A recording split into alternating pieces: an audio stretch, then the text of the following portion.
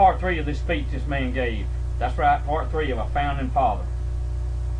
And I'm just elaborating when he said, and everything he said was it was of dire importance for him to give this speech, because I'm telling you right now, without him giving this speech, the things that became possible for America to become free would have not have took place. The one man gave the speech, and buddy, I'm gonna tell you, it started a revolution that won't wait for back then, and we need to start another one. We need to start another one right now. Right now, I tell you, the winds of change are blowing, people. And I'm telling you right now, we better get on the sailboat and we better ride it out while the winds of change are blowing. And I'm not talking about Obama. Don't you even think about putting me in with him about change we can believe in. I done told you what I think about him. He's ignorant, he's stupid, he don't have enough sense to pour piss out of a boot. Oh, preacher shouldn't talk like that. Well, good grief. Hey, let me tell you something. I'm not your everyday normal empty suit in the pulpit. Do you hear me? I'm an American citizen, number 1. I'm a daddy to my children and a husband, number 2. And when you had enough, you had enough. And I've had enough.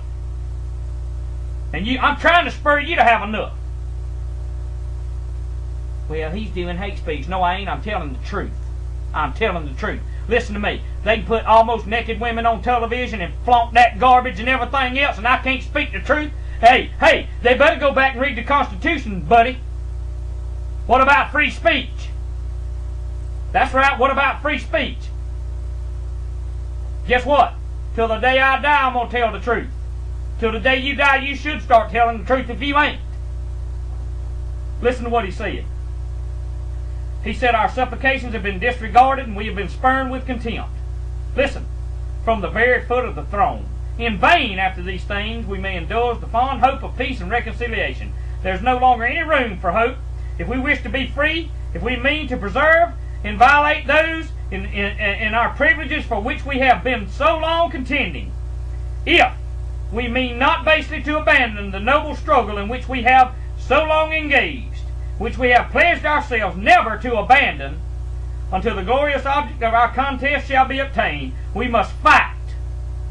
I repeat, sir, we must fight. An appeal to arms and to the God of hosts is all that is left us. It's time. It's time for us to rise. It's time for men to be men again. It's time for you to quit the whore-hopping, man. It's time for you to put somebody else before yourself. It ain't about you, and it ain't just about me. It's about every one of us. Do you understand me? Put somebody in front of you. Put your wife ahead of you. Put your kids and family ahead of you, man.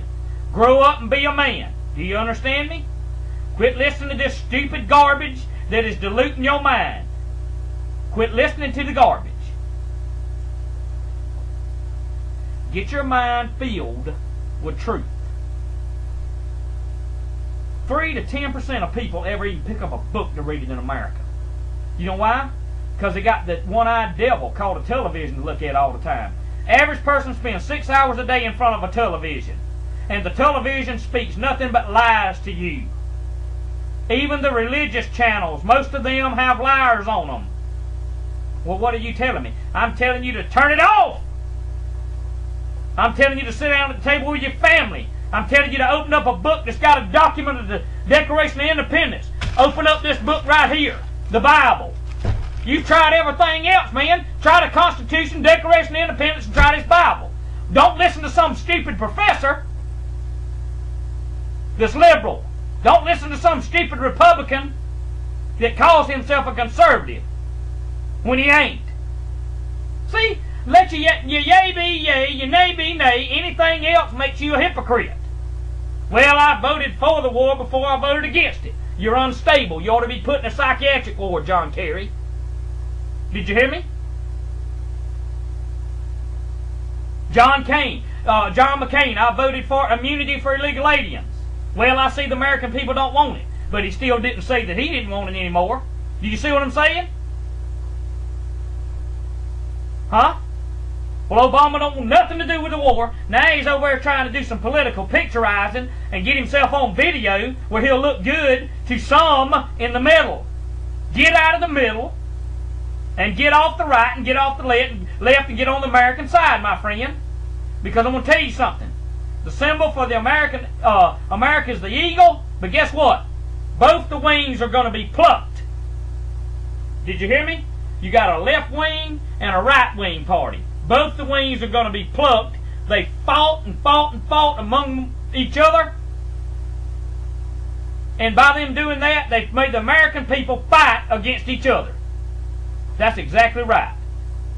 Let's come together, American people.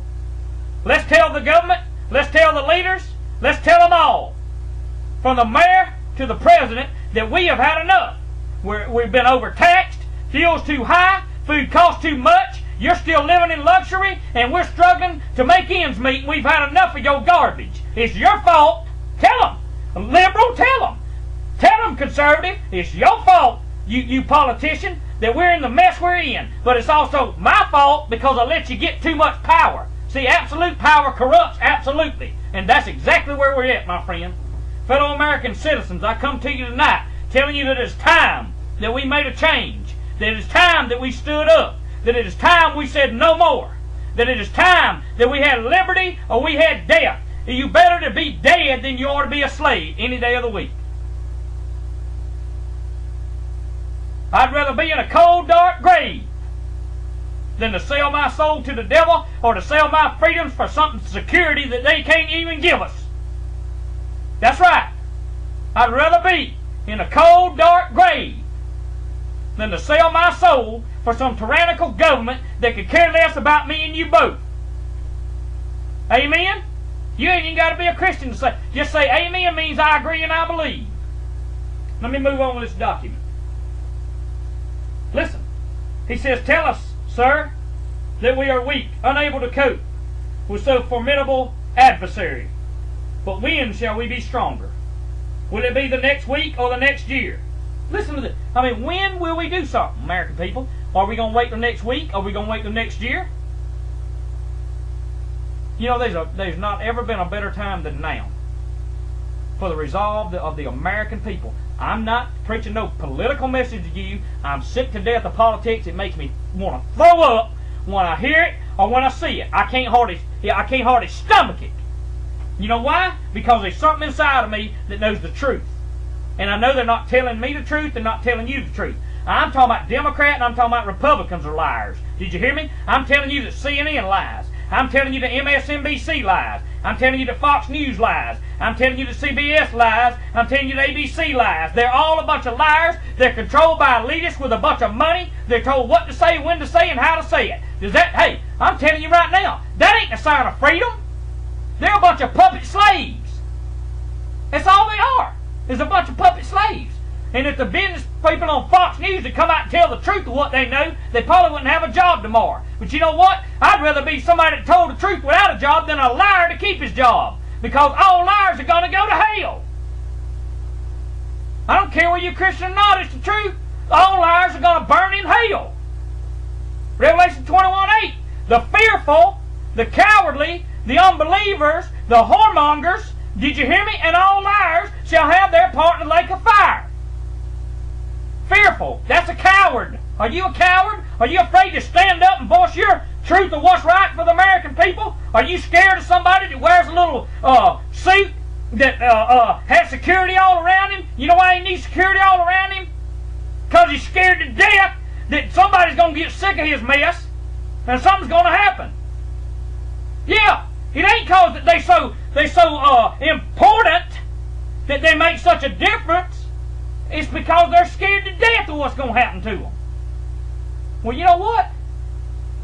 You and I don't have that. We don't have no Secret Service. We don't have no bunch of bodyguards. Couldn't afford them if we wanted them because they stole our money for years. I'm coming up with another part. Stay with me. Like I said, flames of fire tonight. Watchman on the wall. Be back in a minute.